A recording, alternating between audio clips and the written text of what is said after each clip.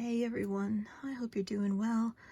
I apologize, I have a little bit of a sniffle right now. Hopefully I won't be coughing too much while reading, but I wanted to read the Ascendant lore cards that we have. So we'll start with Duke Raka, the Ascendant Overlord. In Inaina's Great, Duke Raka was chosen as the Overlord of the Ascendant faction out of fear and contrition.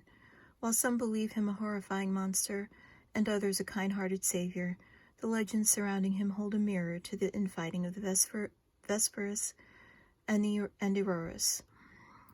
A kind soul beneath an imposing visage, he prefers peace, yet is capable of unparalleled violence, a dichotomy that haunts him. Surrounded by a mixed cadre of progressive Ascendant, he reluctantly attempts to heal a divisiveness immemorial. Osiris, general of the Vesperus military, Osiris leads the vanguard with his flaming obsidian blade, sharing a unified vision of his Vesperus glory. His service to his childhood friends from Fiona and Fiona was effortless. They had seemed to work in perfect synchrony, yet since arriving on Kryptik Island, everything has changed, and there are no simple answers anymore. Understanding the battlefield comes naturally, but navigating the ever-widening divide between the twins has become a daunting task.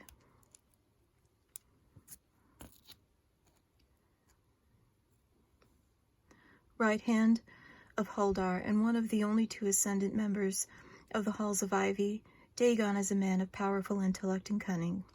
Unlike his younger sister, Diami, Dagon is assertive and willing to go to great lengths to further his knowledge and power. He is not above pulling the strings of his sovereign to gain what he seeks, as such often wields the power of the Auric Dole by proxy.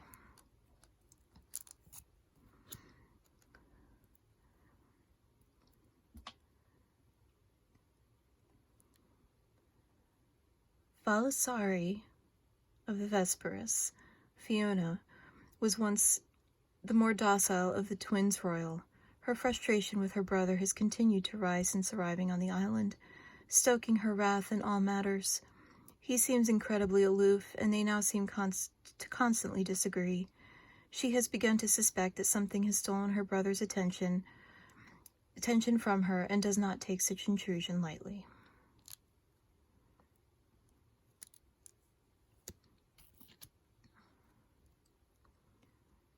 Valasar of the Vesperus, Fionn has found himself in a conflicted state since their arrival on the island, where he was once a brutal and exacting king. Witnessing the struggles of the other factions and his kinsmen has made him aware of the shortcomings of hubris. In particular, he has opened his heart to the idea of love, and has his eye on a particularly charismatic citizen.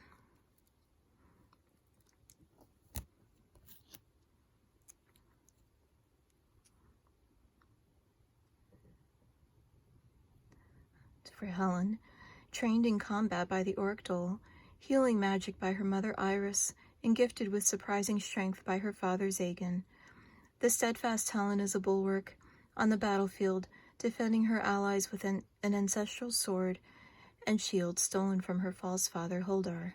Still struggling to quash the imperious tendencies ingrained by her royal Auric upbringing, she clashes and harmonizes with her twin sister Ivana in equal measure. However, regardless of their quarrels, their bond remains unshakable.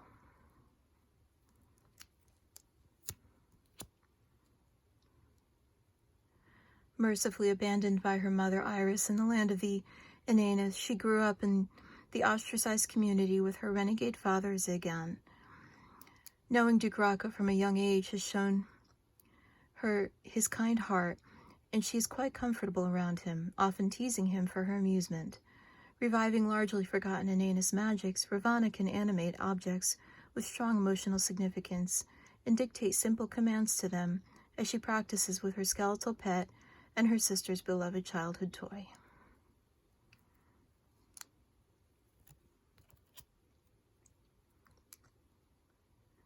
The most calm and peaceful member of the Auric Dole, Farrakha, is idealistic about her purpose as a warrior. Farrakha believes that she is meant to protect the Aurora's citizens and maintain peace with the rest of the Ascendant and other factions rigorously practiced incapacitating her foes rather than slaughtering them. She sees violence as her last resort, should she fail to convince her enemy to retreat.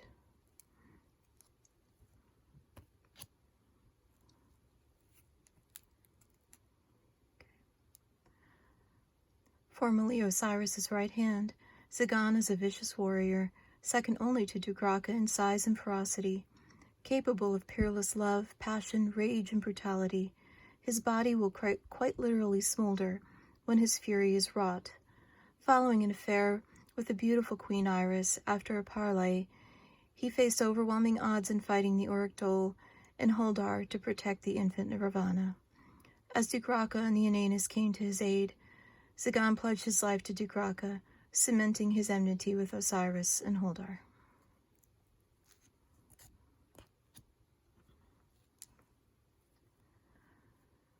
One of the most fearsome beings on the island is Royson, a master of emotional manipulation magic. Most citizens only fear coming to blows, but Royson can inspire emotions ranging from terror to elation simply by striking up a conversation. Interactions with her often leave one questioning if their feelings are their own, or if they are merely being moved on puppet strings. Chaotic and mischievous, though not outright malicious, she seems to enjoy manipulating others into positions of conflict for her amusement.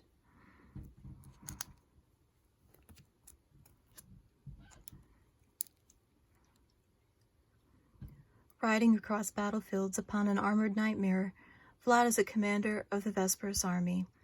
Renowned as a tactician, he effortlessly commands with swiftness and efficiency, leading to quick victories for the Vesperus. Although he is a mighty warrior, Vlad's strength in his ability to inspire his lieutenants and Commander Anya into cooperating. Yet his most pressing issue is Bronwyn, who senses the true threat he poses and desires nothing more than his downfall.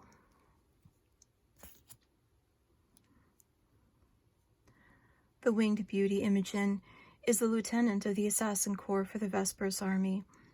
Imogen takes on whatever demeanor is required to manipulate those around her most effectively.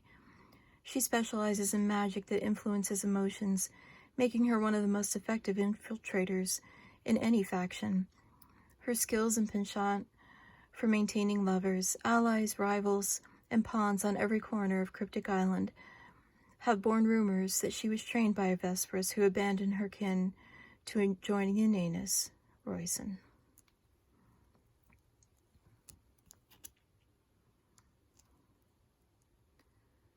Like many Inanus who were abandoned at birth, Kinsley's chance of survival was low.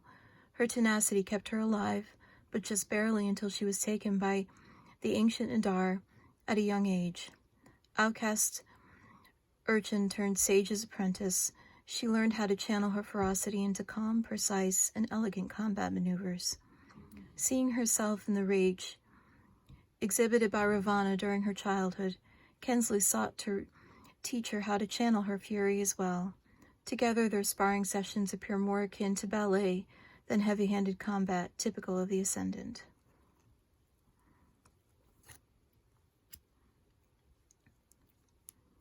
The mighty leader of the Auroras, Haldar, knows in his heart that the Vespers are a stain on the name of Ascendant. After discovering Iris's betrayal, he could never let what happened be revealed. Keeping his Iris at his side to maintain appearances, he became increasingly furious and reticent, particularly after Helen discovered the truth and fled with his family's heirloom weapons. Now little else occupies his mind, beyond seeking revenge on Zagan and his children, a goal made even more complicated by their arrival on the island.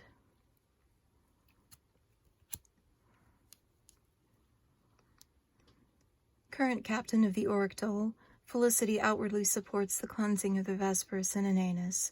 She loathes any impure Ascendant, particularly her overlord Dugraka, who is known for having murdered the captain of the Auric Dole in the past. Her allies believe she has become more and more withdrawn, but the truth is that she adventures into the Nimbon. Believing the salvation of the Auroras lies at the heart of Kryptik Island, Felicity understands Kryptik Island as nothing more than a test for the Ascendant's chosen people.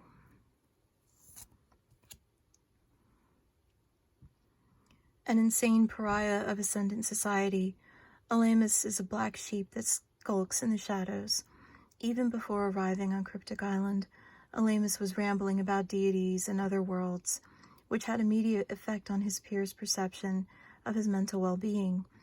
As mad as he may be, Alamus has been vindicated in his belief that other realms and races existed beyond the Ascendant's understanding. Yet this has not improved his social status as much as it has stirred more fear in his peers.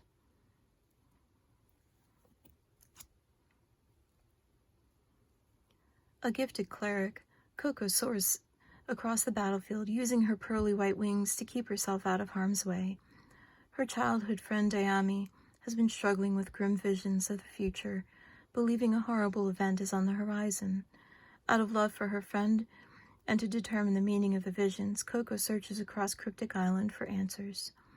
Her search leads her to Dayami's older brother Dagon, whom she seeks to appease in order to gain access to the knowledge of the Halls of Ivy.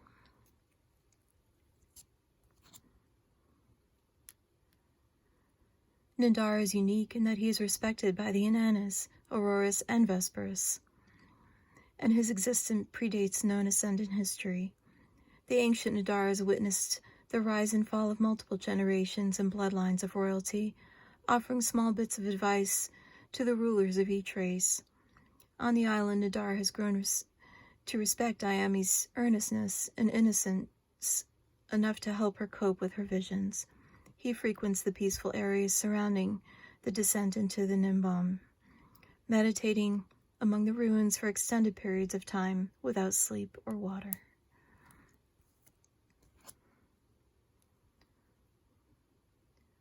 A lieutenant of the Mage Corps in the Vesperus army, Electra serves under Anya. Though one might question who is in command given their constant disagreements. Aspiring to impress Vlad, Electra is biding her time and positioning herself to surpass her rival in rank. Electra controls the jagged and chaotic arcane magic of the Vesperus with the elegance and grace that mystic sorcerers exhibit over their spells.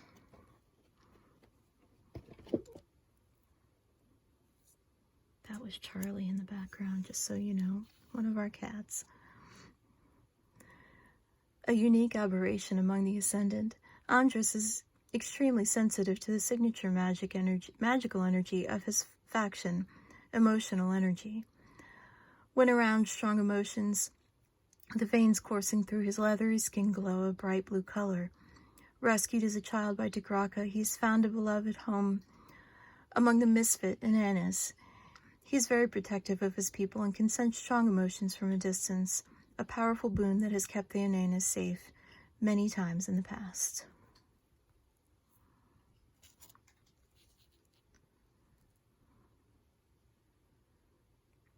Driven by an extreme sense of honor, Akando sees no value in anything other than combat prowess. This has made him a ruthless lieutenant of the Vesperus Soldier Corps and a favorite of General Osiris. While existing for a singular purpose has made Akando seem forgettable among his more engaging fellow lieutenants, they are all quite aware of whom they turn to when they need an enemy champion dealt with.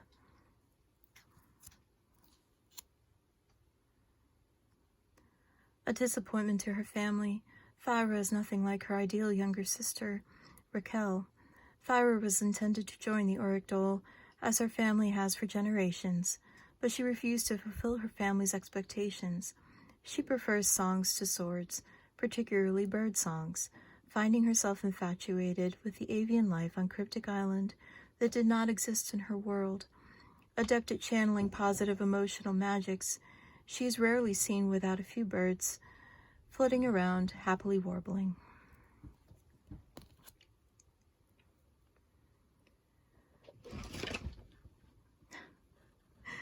Ah, our cats. Advisor to Vesperus royalty, Eligor is a man of intellect, with a deep and powerful knowledge of both Ascendant, political history, and magics. For this reason, he often finds himself tied to the machinations of many of his kin. Yet as a member of the Inspicatendum, I just butchered that. He also has designs of his own that lay in the undercurrent of knowledge he shares. Kieran is a Vesperus in the truest sense. He fulfills all of the stereotypes, with the exception of being less intelligent. As a scion of the Inspicendum, I gotta learn how to pronounce that, he is extremely ambitious and wants to further his own power and political stance. It is for this reason that he began teaching Ascendant magics to Lorelei, yet unbeknownst to her, he has machinations far beyond simple espionage in store. And finally, Raquel.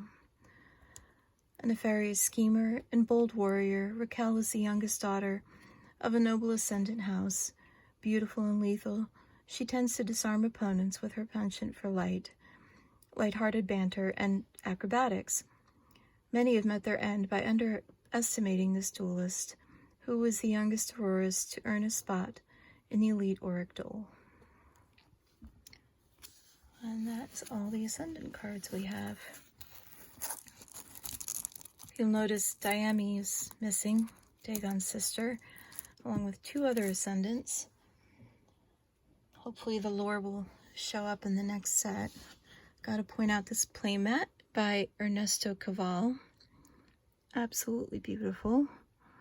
We went to Compete Sport this weekend, and my husband participated just for a couple rounds in the tournament. We unfortunately had to come back home, but it sounds like they all had a wonderful time there, and it was really great meeting a bunch of different people.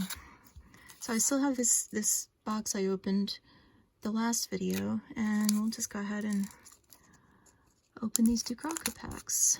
See if we get anything spicy. I don't think we got anything too interesting last time. And I'm not going to do the pack trick, but we have Mortal Blow, Vital Deliverance, Dead on Arrival, Brenna for rare, Lycan rare, another Elamus lore card, and Fiona. Whoops. Okay, let's just drop the foil. And the phone. I'm not doing so well today, guys. I'm sorry. Let's get that focused again. I'm sorry about that.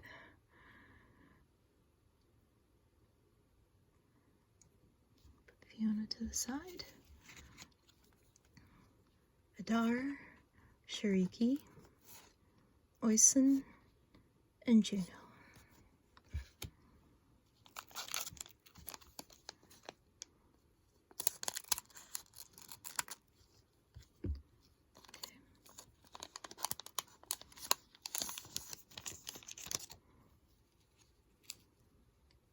We have Archaism, Due Process, Hecatomb, Moxie for the rare, Estrid rare, Imogen, and Holdar. Ooh, that foiling is something else.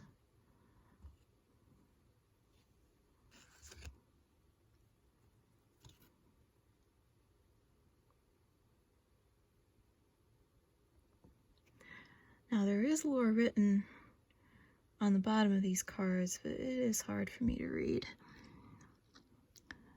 Peace and prosperity of the purest beings abides the corruption by the wicked and the baser of things.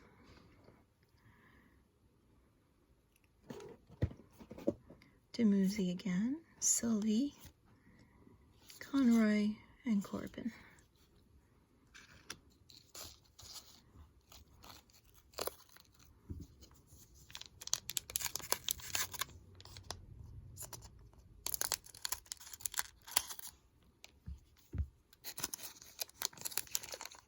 Oh, and I completely looked over the fact that that's a full art. Why do I do that? Well, I'm happy about that. I'm sorry, guys. Wow, I'm a mess today. I completely overlooked that. Oh, there's our full art for the box. Oh, yeah. I may need to just go back to bed or go on vacation or something. Okay, Shiriki, Oisin, Juno, Imogen, Elamus, Farika, and there's Coco. One of the more beautiful and sought after foils. As you can see why. And just stunning card. Isla, Fredonia, Argus, and Killian. Can't believe I looked over another full art. Oh. The darker cards are even worse. You have to be careful. Okay, Einar, Hona, Isla, whoops, Camilla, rare, Orpheus, rare, Kushiel, there's Elamus,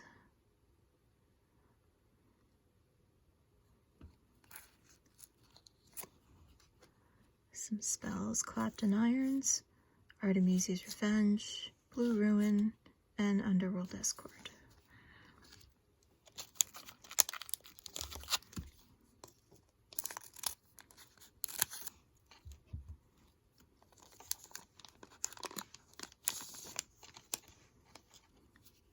And there's Blue Ruin again, Underworld Escort again, Detention, Unholy Mess, Eternal Combat, Noble Rare, Kieran, and Amara.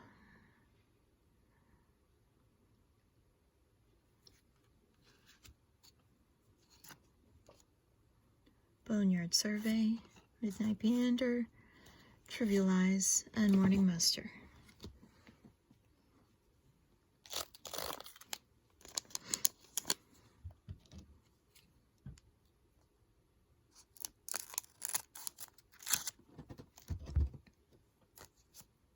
Uh-oh, we may have a problem here. Two of our cats don't get along so well.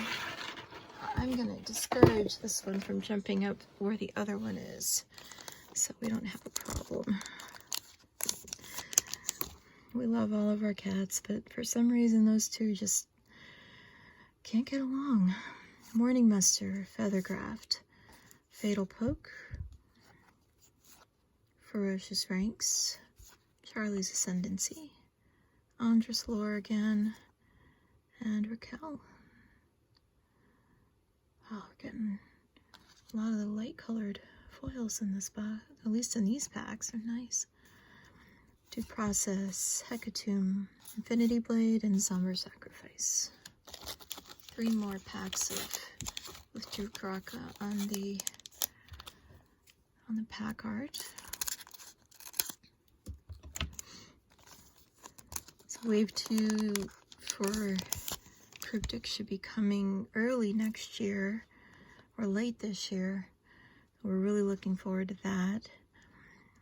Different alternate arts on at least some of the cards. Different, I don't believe there are any full arts with no text box, but there will be different color text box. So I think we'll get a noble green border. Yeah, we'll see. We're looking forward to it. Vidar, Shiriki, Oisin, Zilla, Dahlia, Dexlor, Kushiel.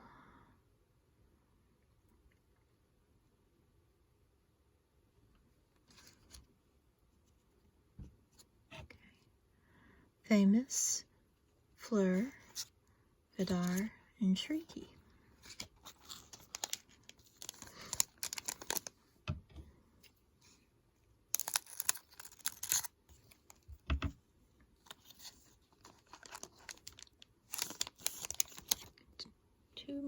One more pack after this one.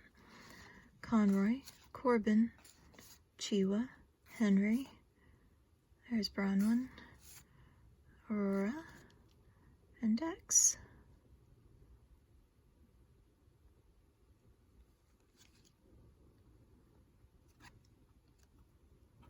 Kanan, Rolf, Demuzi, and Sylvie.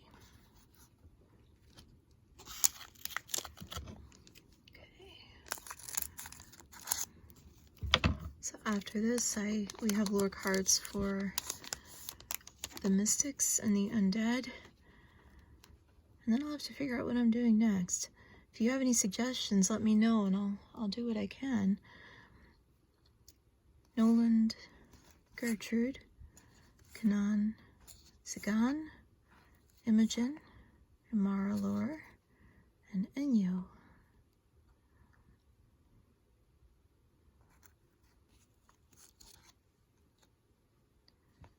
There's Einar again. I absolutely love his foil with the glowing eyes. Hona, Isla, and Fredonia. I forgot to mention earlier, if you have any interest in watching some of the Kryptik tournament from this last weekend, Mean and Mugging Games here on YouTube recorded it. He live streamed it for YouTube. The network connection, I think, was a little bit flaky, so it may be hard to hear some of the talking going on. But if you're interested, go check out Mean and Mugging Games here on YouTube. He does a lot of other they do, I think there's, yes, they do a lot of other Kryptik content, and as well as content for sorcery and I think Flesh and Blood. I have not watched all of their videos. But thank you for joining me again today. Forgive me for not being able to pronounce some stuff and being a little fuzzy on the reading. I appreciate you watching. I hope you enjoyed the lore cards as much as I do. It's neat to learn about these citizens, and I also found out that the citizens cards, their game cards, they try to match the personality of the citizen that they created to their gameplay. So I thought that was very cool, very interesting. Cannot wait to see how that develops over time when they release more lore to us, and we'll see how the story plays out as well as the game. It's exciting to watch, guys. It's a beautiful game. The gameplay is very enjoyable. People who've never heard of it, when they're given one of these booster decks, they start playing it and they love it. So I love seeing this. I can't wait to see how this company grows. You all have a blessed day. Thank you so much. Take care of each other and yourselves, and just look after each other. It's a crazy world we live in. Take care.